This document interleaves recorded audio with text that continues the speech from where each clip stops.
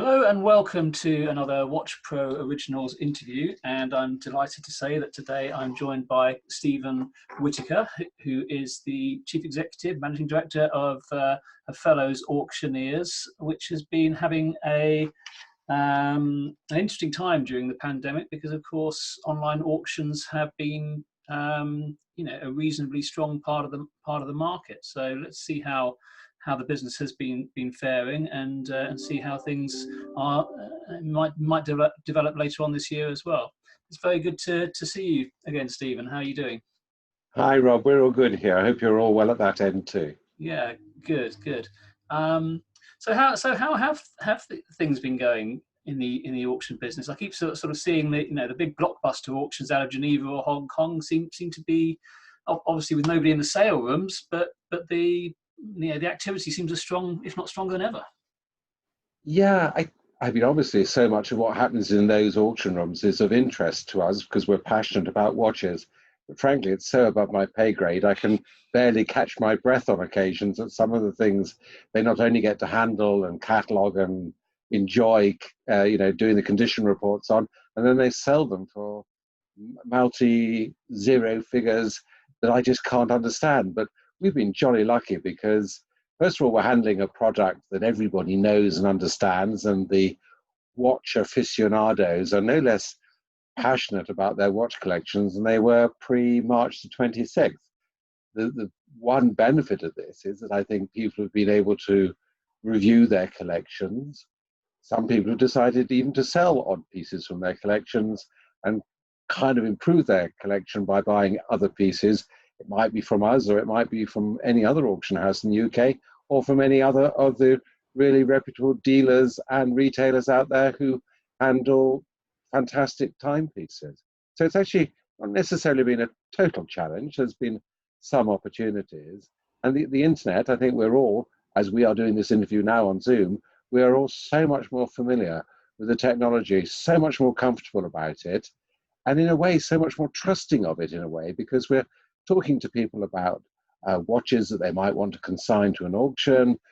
They show us a watch, we tell them what we think it's worth, and then hopefully they send it to us, or people look at a watch that we have in an upcoming auction.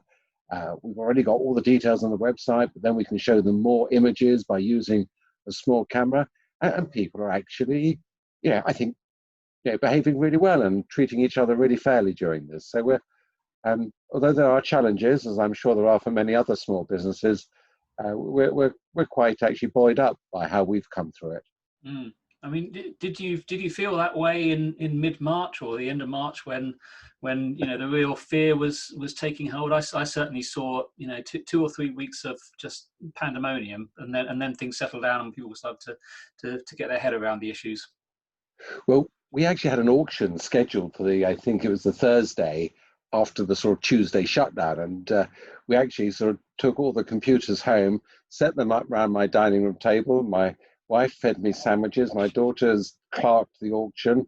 We had people from home doing telephone bidding for members of the public, and it went surprisingly well, and it just sort of eased us into the new reality that we were then going to face. It certainly was quiet to start off with, and everything was quiet. I mean, even sort of sitting outside in the garden when we had all that lovely weather, you couldn't hear the road traffic, you couldn't hear anything.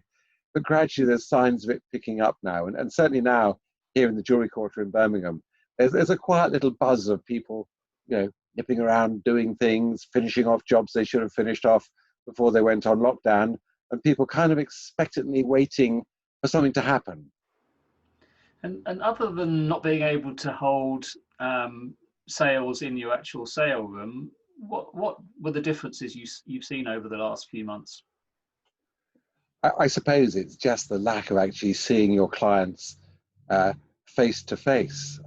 We see them obviously on Zoom, and we've been able to talk to an awful lot of people by appointment on Zoom and talk to them about selling things or maybe buying things, and that's worked really well.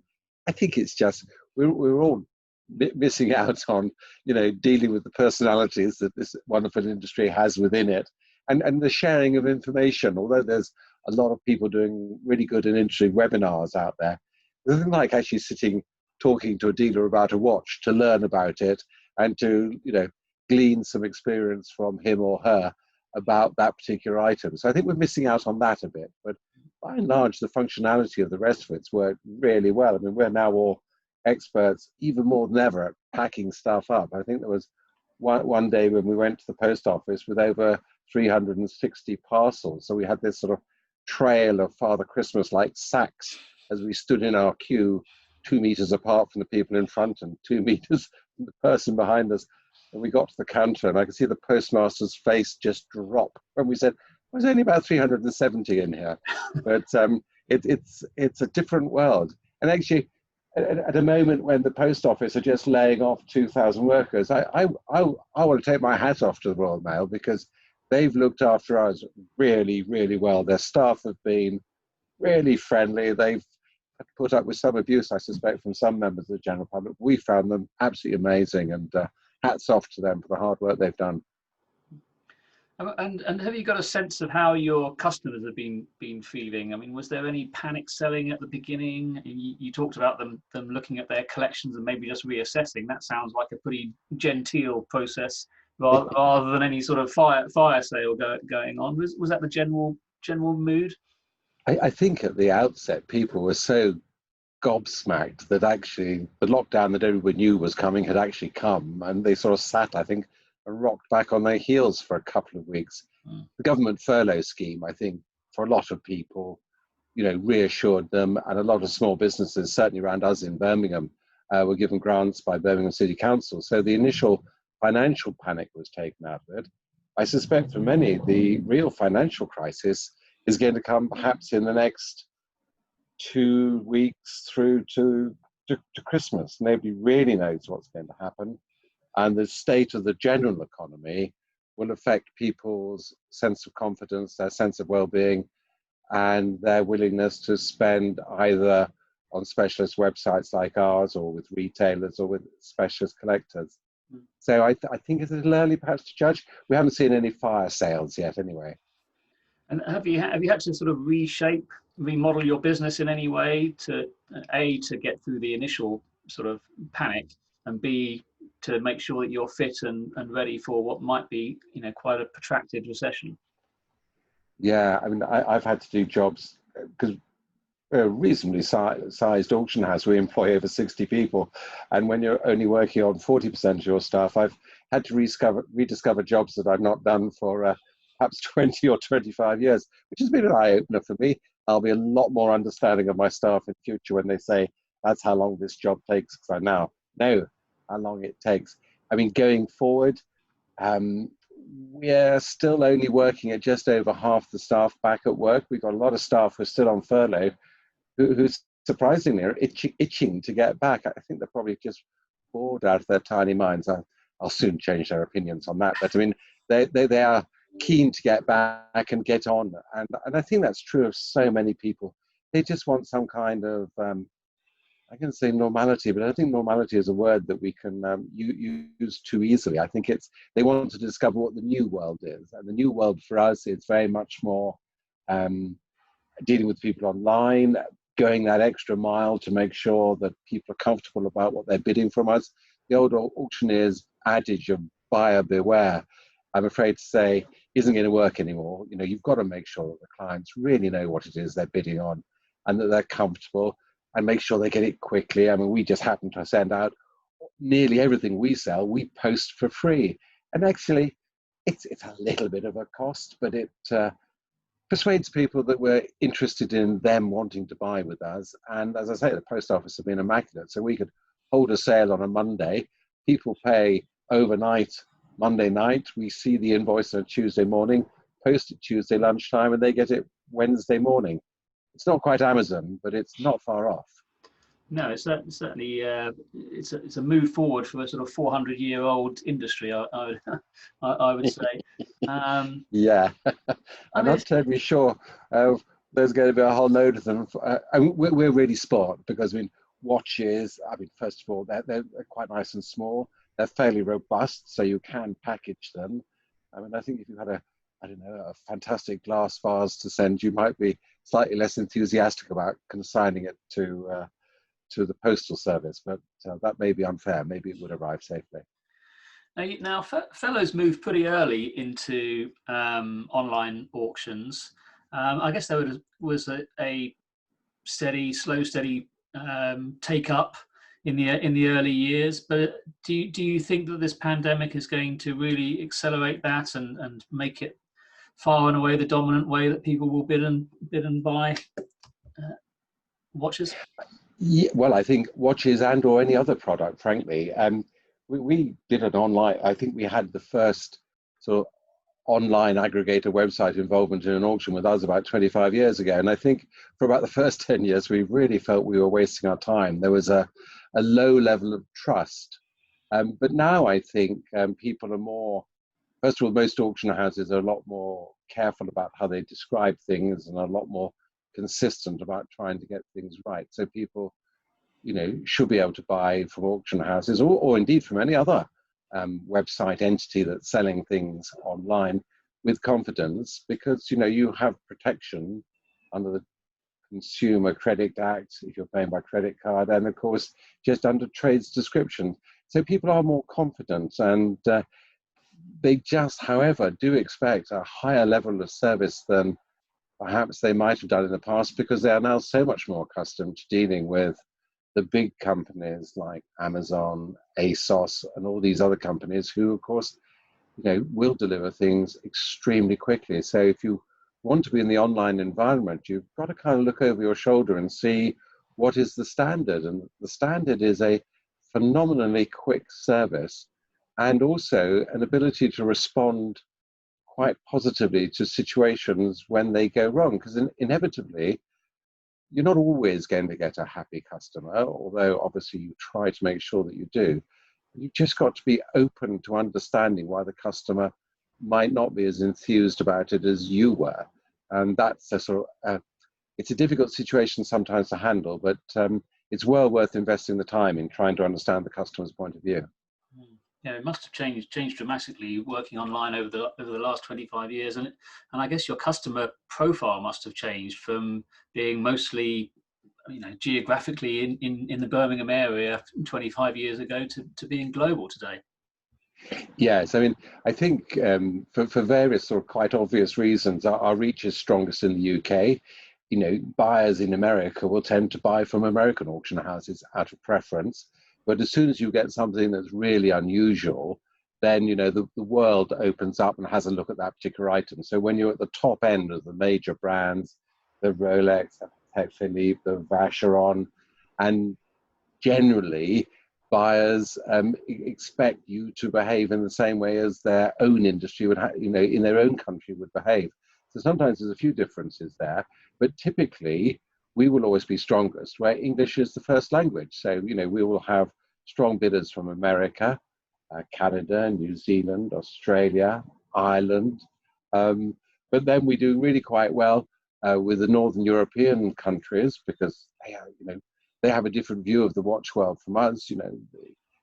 Particularly sort of the German and the Scandinavian buyers are very passionate about Omega, whereas perhaps in the UK, Rolex might be perhaps the number one choice for UK-based buyers. We also, of course, like many auction houses, have a lot of interest from the Far East. And so having Chinese speakers on our staff also helps when we get to deal with them, and also trying to, getting them to understand the way we do business. Mm. I mean, do you ever think about how you fit into the wider ecosystem, particularly the secondary market? Because when I look back 5 years, the speed of development of players like Watchfinder, Chrono24, Chronext, there's so much information out there now about vintage watches, pre-owned, new and unworn watches. I mean, the sheer volume of data out there for people to absorb means that a far wider number of people, a far greater population could, get into this habit, get into this hobby of watches.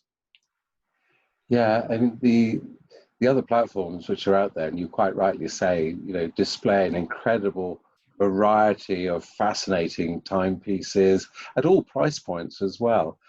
I think it just depends on the buyer, how they want to approach buying, or indeed a seller, how he wants or she wants to sell their piece. So some people may find using the services of Watchfinder more convenient and matches their aspirations. Others may just say, well, actually, you know what, I'd rather, although it might be slightly more protracted, I'd rather go to auction. Maybe by showing it to a wider market, I might get that little bit extra interest. But all of these other services have a position, and I don't think, although we all overlap, we're all kind of competing for the same audience. It's not sort of it's not a bad type of competition. We look at what they're doing. I'm sure if they're having a very idle moment, and I rather doubt people like Watchfinder ever have an idle moment because they're really, really busy and really successful.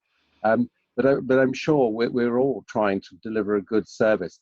It doesn't do any of us any good to denigrate the activities of another platform, because frankly, we're all doing it slightly differently for a slightly different market. And providing there's, and I'm sure there isn't anything wrong taking place, providing we're all doing it with the best intentions in the world and keeping the watch sort of, the aficionados of watches happy, then, we all have our place and should all respect each other as a result. Mm. I just wondered whether there might be an impact just in terms of the speed that people want their money. So if I want to sell a Daytona or something, I can get cash for that any day of the week in myriad different ways. Whereas to go the auction route is a more involved process. And I just wondered whether you as a competitive issue might have to look at ways to I don't know, get money to people more quickly, just speed up the process somehow.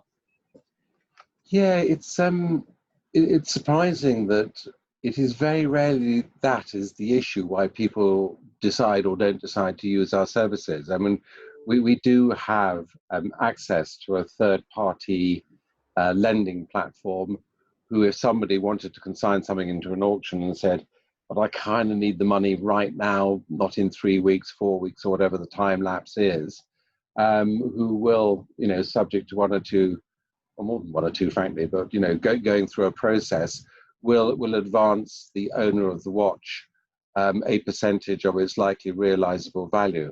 And that's quite a good service to have available. But it's surprising. I think I've only ever been asked for it. It's been around, and we've had it sort of on the back burner here for about 3 years, I would guess. And I think I've only heard it come up in conversation once, and I just think it's a service that's available, but it's never really been an issue.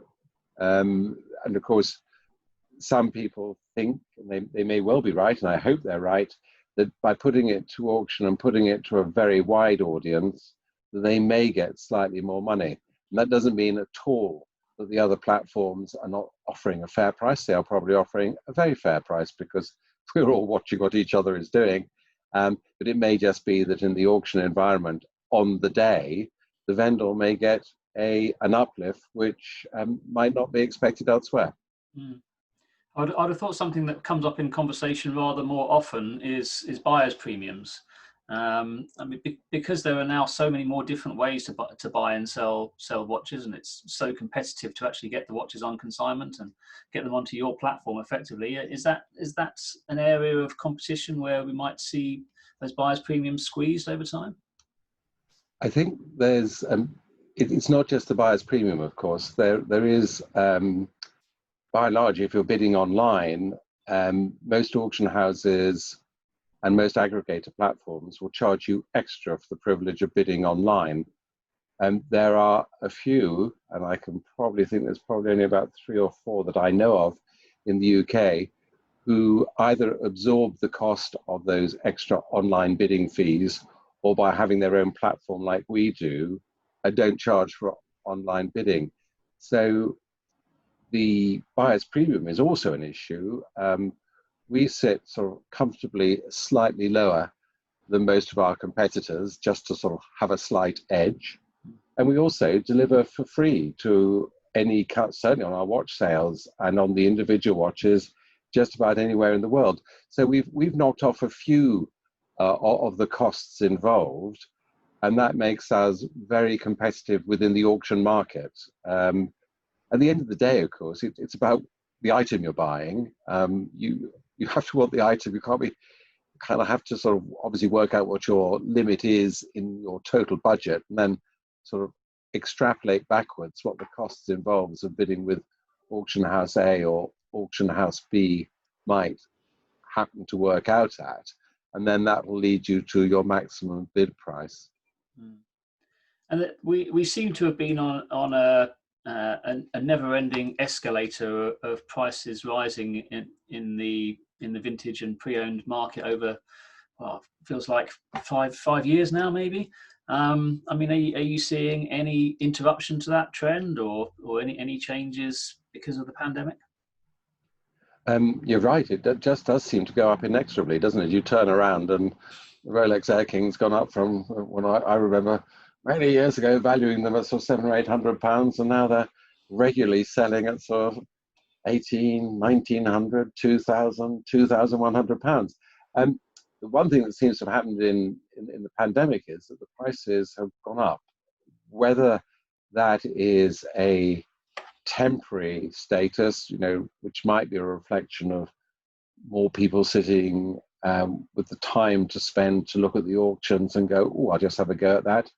Whether it's a sign of perhaps people sitting with a bit of spare money at home, because if they're on either working from home or on furlough, they're probably saving on commuting costs, probably saving on buying lunch around at their local cafe, normally raiding their own fridge. So I think people have probably got cash to spend. Plus, of course, they've had nowhere to spend it for the last 14 weeks. The pubs have been closed, the cinemas are closed, the restaurants are closed. Very few people, I suspect, are having the holidays they dreamed of having this summer. So there's a bit of cash in the economy today, and I really do stress today. What it'll be like in a few months' time, if you knew that, I should think you could get yourself a job at number 11 Downing Street. Yeah, exactly. And finally, what does the rest of the year look like? We're used to fellows having watch auctions every single month. I see that your sale room has reopened and people can start viewing products ahead of auctions again now. So are we back to some sort of normality, or is there a new normal settling in now? I think there's a new normal. I mean, we'll still be holding auctions, I hope. We have a very sort of high level of safety for health policy here. We have one of these amazing thermal cameras in our reception now that goes off if your temperature is above normal, and also identifies you to our back office system, which is not reassuring for my staff to know what my name is when I come in the morning, and that I haven't yet sort of blown up in frustration because my temperature is still moderately placid. But we got some great sales coming up. We deliberately held back more, I don't know, how would I put it, top end, more high figure watches during COVID, because we weren't 100% certain that they would sell well. We did have somebody actually press us to sell an AP Royal Oak, because they just said, look, we just need to get it sold. And I was highly delighted when it sold for 55,000. So there's clearly there was clearly an appetite 3 weeks ago, but we've got two watch sales in August. We've got a sort of what I would call more of a collector's watch sale at the beginning of August, and then at the end of August we have got the mother and father of all luxury watch sales, with some there's Pateks, there's early Rolexes, there's vintage Rolexes, there's nearly brand new Rolexes. There's, at the moment there are 100 what I would call seriously adult watches in that sale, as a Milgauss, and there's all sorts of things there to excite both the collectors of vintage and specialist watches, but also people who just love a lovely modern chronograph and want to add to their collection.